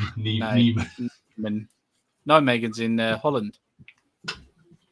I thought it was in Norway, but no, Holland. Isn't it? No, Nijmegen. I'm getting mixed up. Nijmegen's from Nijmegen's a bridge. Yeah, Nijmegen's a bridge. What was wrong with me? 101st. What am I thinking of? I have no idea. Navarone. Navarone. I was thinking of the guns and Navarone. But again, awesome techniques for the bases and absolutely love it. I love the guy crouching, loading, and then you've got advance and firing. That's smart. King Matt has been playing some games. Yeah. I was. He was playing some sharp practice, some ACW last night, and because he's been working on that stuff for a while. I just thought that was wicked. Yeah, it's nice, man. The cannons look really cool. Is that? That's not 28, is it? Yeah.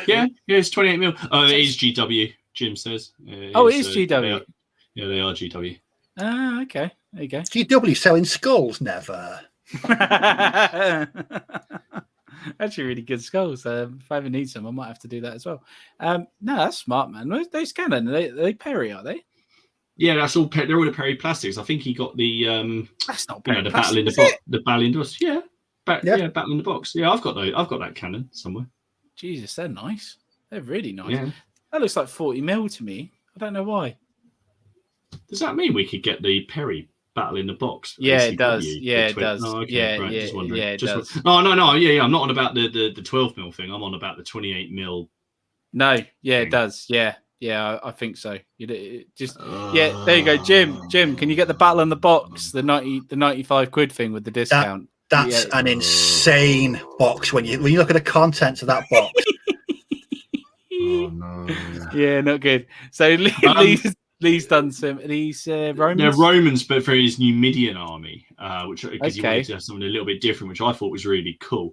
I like that. I like that guy on the horse. I like the blue. I just like the blue. The shields are nice. The shields are nice. Very nice how they've been done.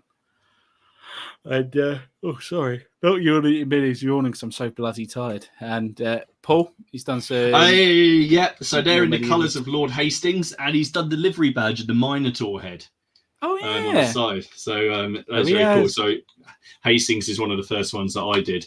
I like how he's done the bows lighter brown as well. Yeah, that's one of the things that really annoys me about those books that you're listening to is that Hastings isn't in there, but he's like he's like a really important person in the Wars of Roses. He's just not in it in those books. But you can't have it all, can you? No, you can't, mate. You can't. And Richard here has done some more Tolkien.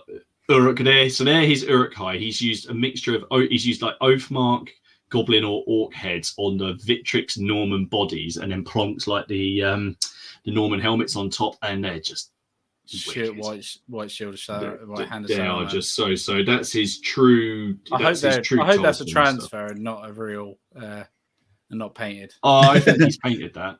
Shut the because who would? Well, who's going to have made hands? transfer?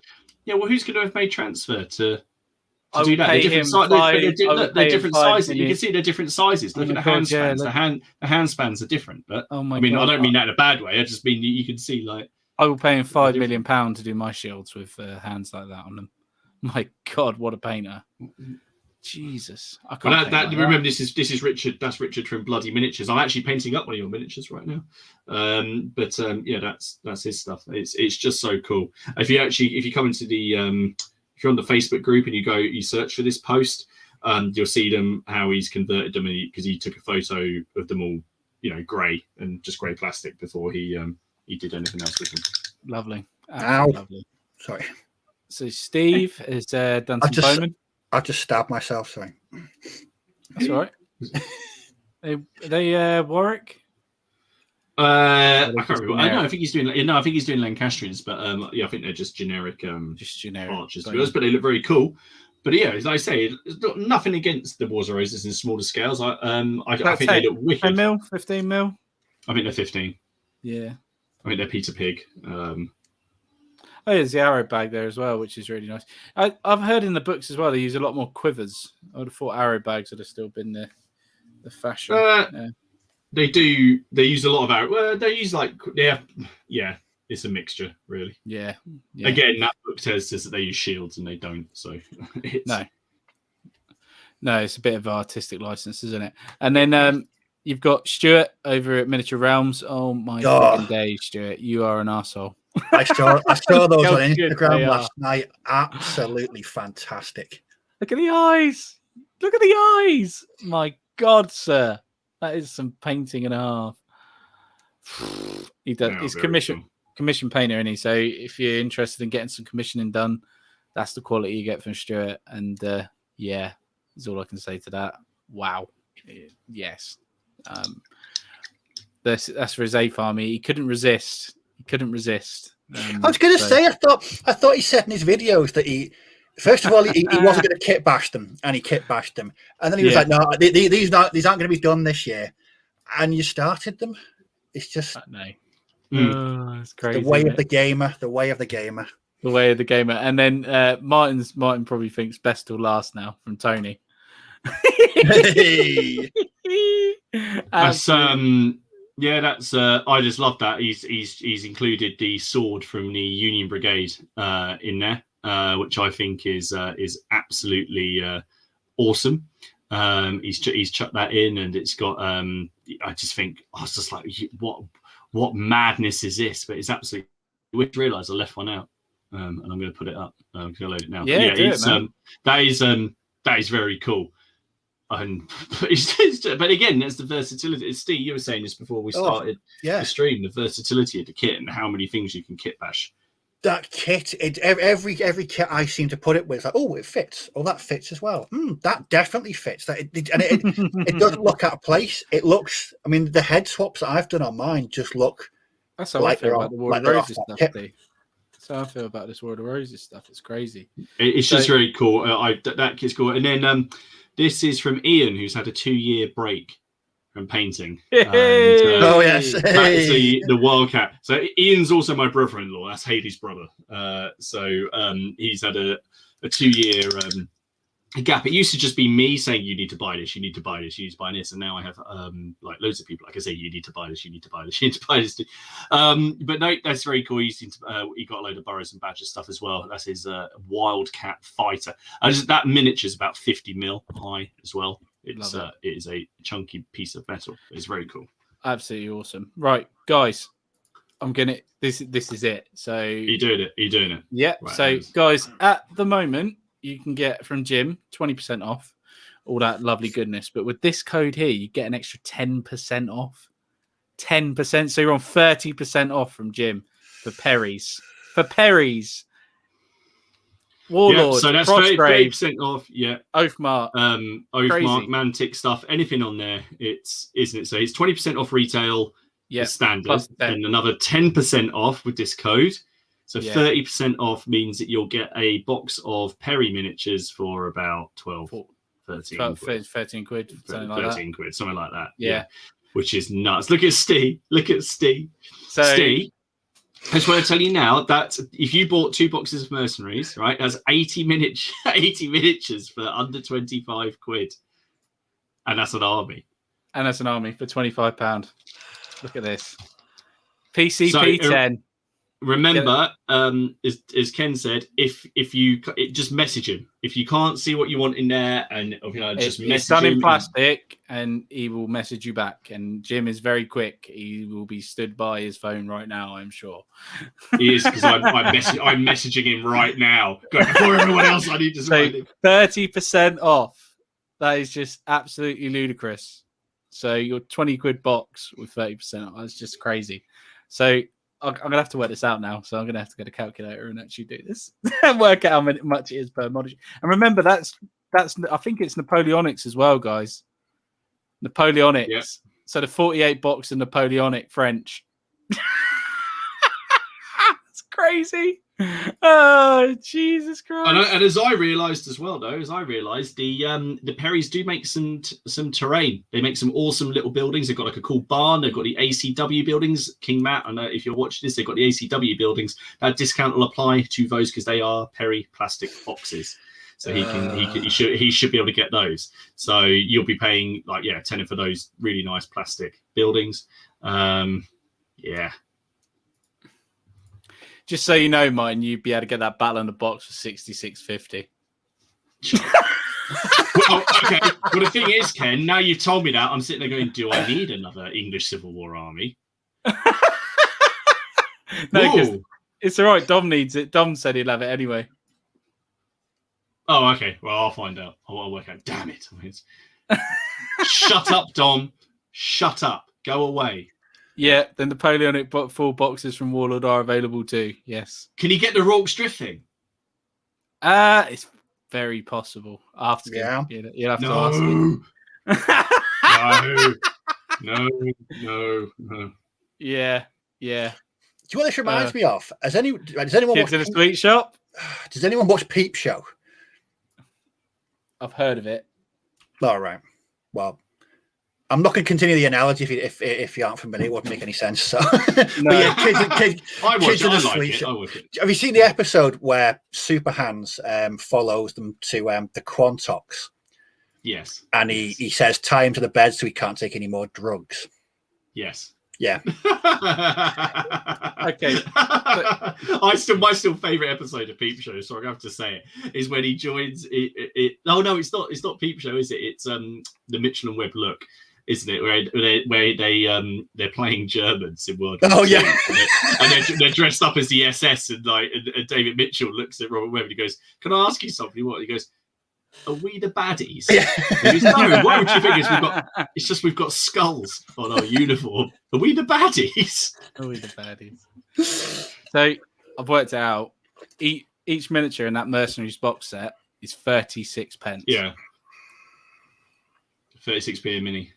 A mini. Hello, darkness, my old friend. Welcome to talk to you. Dear. It's not funny, is it? It's really not funny. Quick poll in the chat. Yeah, quick poll. What are the chances of, in the next couple of weeks, me owning some War of the Roses miniatures? High. Whether you want to or not, it's high. I think it's extremely likely. I'm not going to lie. I think it's just got to happen. There's just no choice.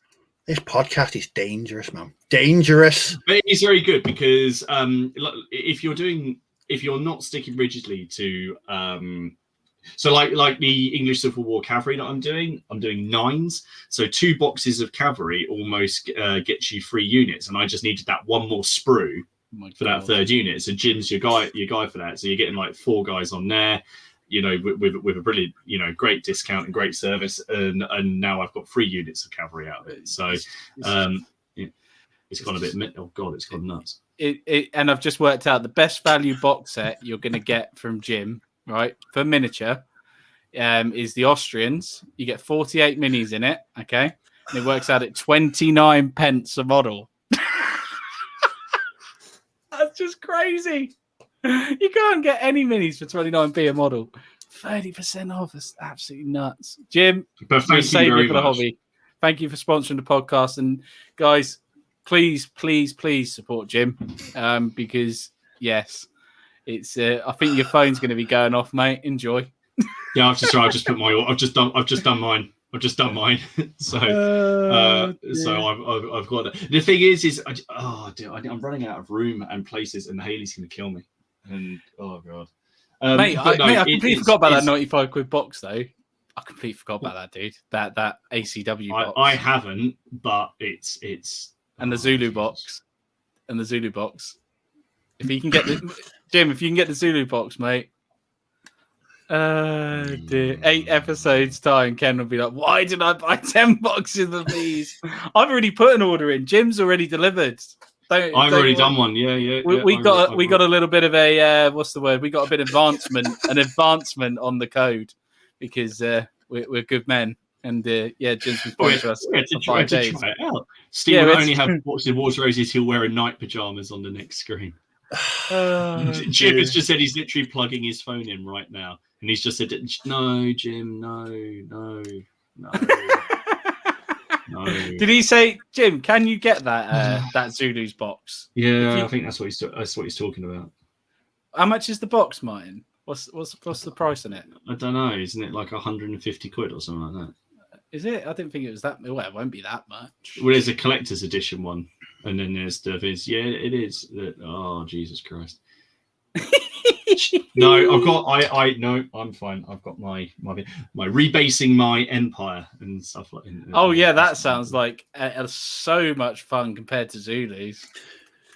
So just going, I'm actually really looking forward to that. Just going back to these mercenaries then. Yeah. You could have pulled it, yeah. So composition wise, it's pikes, crossbows. Handguns, but they did have halberdiers as well, and they did have swordsmen mixed in the ranks. Yeah, so I'm just trying to find a sprue of it. Give me 2 secs. There is I've got halberdiers. But if you wanted to, you could buy some of the just the normal Wars of the Roses infantry, and you could paint them up as Burgundian. In fact, what I'm going to do, because I had this sprue there, Steve. There you I thought this nice. might happen weirdly. I'm just trying to find something. Have you got the sprue? Have you? No. I've got some more pictures. Oh, okay. What, the sprues or? No, God, no. No, you keep showing the sprues. I'm just. Yeah, so that's basically the sprue. So you've got the swords there. Obviously, you've got sword hands.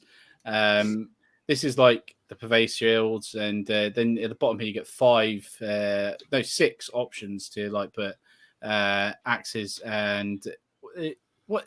Is it poleaxe? No, it's not poleaxe, is it? The halberds. All of them, yeah? They're just different halberds, shapes. Yeah, just different shaped ones. So and yeah, you've got what frontage are you guys doing? 60 mil base. So it's 20 mil per so it's 60 mil, 60 by 45 mil bases. Right. Yeah. In case I do want to get into this, just they would have come with your French Napoleonic box, Steve. It's right. Hang on 1 second. Right. So, but the cool thing is they had their, because at the same time you've got the French Burgundian Wars, so you've got all this stuff going on the continent as well. So you could, if you did end up doing a completely French mercenary company, you could play Burgundians against France. Because that was happening all the time as well. So I've just got a couple of things to upload. Keep talking. No. I will say as well. Through my ordering, I might have purchased something which you know about, don't you? Me, yeah. I might have purchased some epic ACW, Steve, the starter box. Like I said, those miniatures are lovely, and I painted 2 bases and I enjoyed them, but I couldn't paint anymore. I just couldn't. I just couldn't do it. I just send it to me, mate. I don't mind. So, Steve, this is an example of what you could do. So, this is just some stuff online. So, I don't know who's painted these. So, if anyone knows who painted this stuff, then let us know. But look at that for a Burgundian block. They've got amazing looking flags as well, right? But if you the that's type a really cool look, flag. That's like that's sort of Burgundian livery.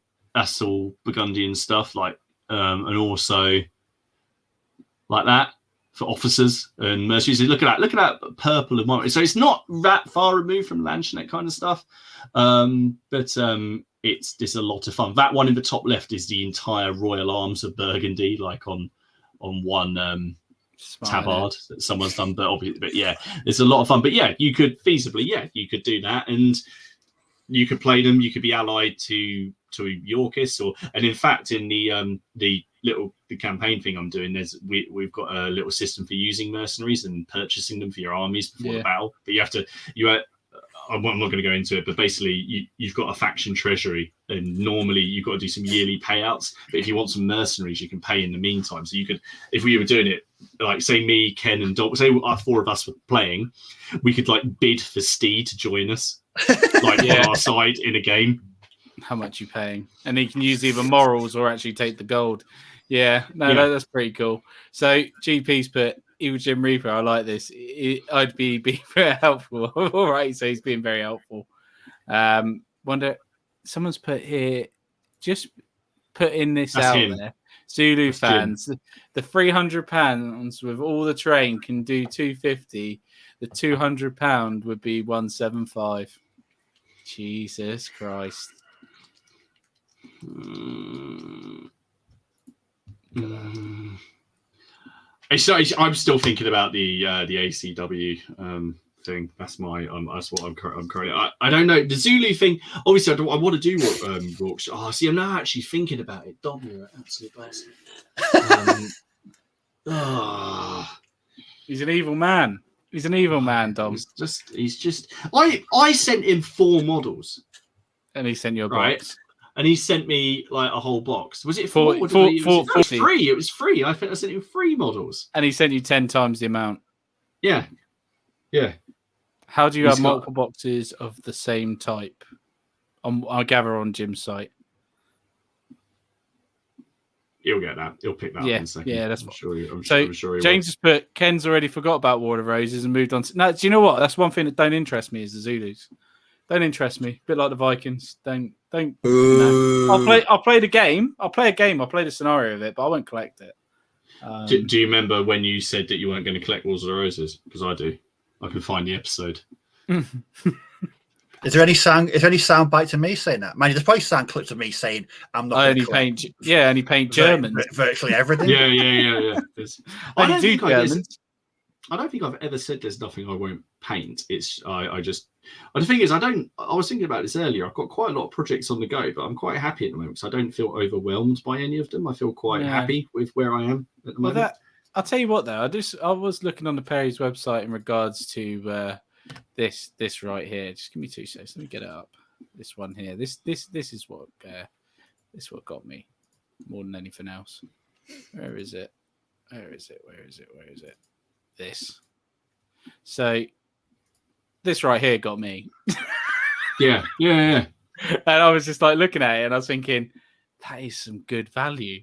And I'm like, how many minis? It's already good, insanely good value. It's 170 figures at 28 mil. And a house and 4 foot of fencing and a rule set. And 2 generals. I mean, I know it's not. I know it's meant to be just like a quick start rule set, but like, Jesus. Yeah. It's just crazy, isn't it? And then our good friend Jim comes along and helps us out. Cheers, Jim. So everyone who hasn't spent any money over tonight, where have you been and what have you been doing? Because it's crazy. But yeah, no, that's definitely something that I have to be very careful of, because as soon as I found out the discount code, I was like straight on there for Epic Battles ACW, 100% the whole box set. The big star, and I can't wait. But yeah, good fun. But back to Wars of the Roses for the last 10 minutes then. Yeah. If you started your Wars of the Roses again from scratch, so today was your first day in your 28 mil, what would you do differently and why? I don't know. I also thought that was a good question. What would I do differently? Yeah, would you do anything differently? Would you start less models? Other than no. Would you have done Warwick first? No, I probably wouldn't have done Hastings to start with. I did Hastings because I was reading a book and he was one of the main characters in it, so I thought I'll do him. Is there anything I'd do differently? I would. Well, actually, what I did do at the start was I hadn't decided on my basing structure before I did my first 2 boxes worth. So I definitely suggest, putting together your working out what your basing is going to be, and just. Yeah. But remember as well that like all games, the rule you buy the rules and then you can make them fit. There's nothing that says if you change the rules of a game, no one like Rick Priestley's not going to come to your house and shoot you. No. He might. I don't know. But that's not going to. So if you I play Nevermind the Billhooks, and that's meant to have figure removal, but I have multi bases, so I just put wounds on them. Yeah. So it just doesn't. That kind of thing just doesn't bother me. So I change rule sets to fit me, not not the other way around.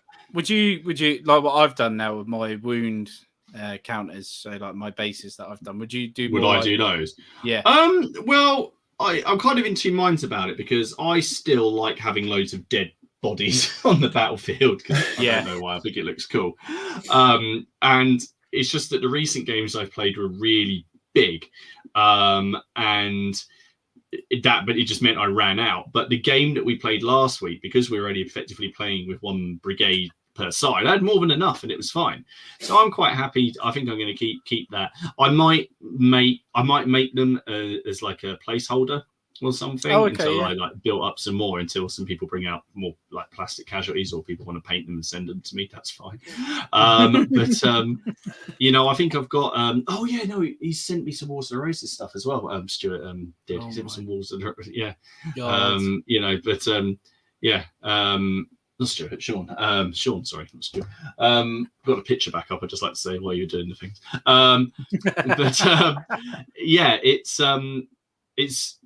I kind of knew what I wanted to do. It was it was I don't want to say dream projects. That kind of makes it a little, I don't know, that sounds a little bit weird, but basically I knew exactly how I was going to go about it. Like Steve says, he knows how he'd do the armor, how he would do the bases. I knew what I wanted to do, but I just knew that once I hit the button, that'd be it. It would open the floodgates. Yeah. But then when I read their campaign on their Facebook page, that was what pushed me over the edge. And I haven't looked back because I love research. I love researching all of the various knights, the various battles. There's so many little it's been very handy for me, mate. I'm not going to lie. Your research has been very invaluable. 100%. Spending all that time on the phone and having a good friend that is very clued up on all that sort of stuff is very, very helpful indeed. 100%. I've got my own personal intervention in the chat. We've got Leslie. And then use the force, Steve. We told him it's like 30p a miniature. It's like that's insanely good value. It's because like Martin said before, being someone that I think about projects before I've even bought them. So I like Martin said, what they look like, and I've just got this image in my head about what I want them to look like. Yeah. It was like when I did those Polish Airborne. I knew what I wanted. Like. Yeah, before I'd even bought any figures, I knew what I wanted them to look. I knew what the basing was going to be like. I knew what the composition was going to be. And it's the same with these guys, and seeing like Ken's tonight and Martin's and Dom's badgering away on his while he's away. I don't know. I can see it in my head. But is it going to be another? Is it going to be another hobby backlog for me? That's it. Well, no, I've just seen that. I've just seen that GP said, do it if you know skirmish games. Well, there is. There's Lion Rampant, and there's Nevermind the Billhooks. Nevermind the Billhooks is free, as well. So if you want that, but also the thing is though about painting an army I'd never play. That doesn't bother me because no, it doesn't bother. I was about to say it's not something. When I got into it, I was just fortunate that I had a friend who was interested in that as well. I would have done the project anyway at some point, regardless of whether or not. And you can always play solo. And or whatever it is. You can have a game over the thing, can't we? That could definitely work. Yeah. But being primarily a sort of hobbyist, so painter, whatever, that's always first in my mind. Whether or not I, get to play the game or not, just sort of secondary. I mean, I'd like to play, but no, that I'm intrigued now. I'm intrigued. No. I'll send you some info. I believe someone said, how long is that code valid for? I believe it's valid until next week. I think it's going to change the next show week. I think. So next show. And he's put, what was it? Jason asked a question about Black Seas. I think.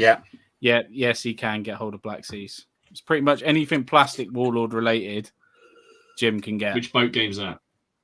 The is that the boat game with sails? He can get the new boat.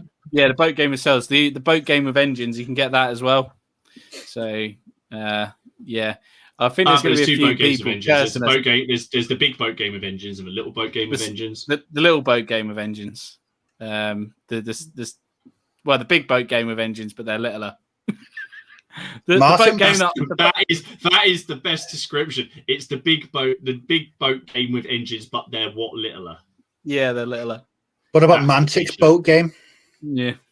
Yes, Mantic's boat game. Yeah, they got a fantasy one, haven't they? Yeah. Windy boat game. Windy boat game. That sounds like a character from Trumpton. Yeah. That's amazing. Windy boat game. The windy boat game. But yeah, no, guys, it's cool. I'm sure, if you've just so we can get an idea of numbers, guys. Honestly, if you could write a comment once this video has been uploaded on the actual comments page on the video, and give it a like if you can, that'd be really appreciated. But just let us know if you've used the code, and then we can try and get some numbers for Jim and stuff, and just helps and all that sort of jazz. We should say as well, actually, that because we say Jim's sponsoring the podcast through July, and at some point over the next month, I think it's going to end, there will be a giveaway as well. Yes, he's doing which will probably be near the end of the month, so it's worth checking in on the podcast to see. But don't worry, it won't be like a live thing. No. Anyone who's watching on the replay will have a chance. Yeah, yes, definitely.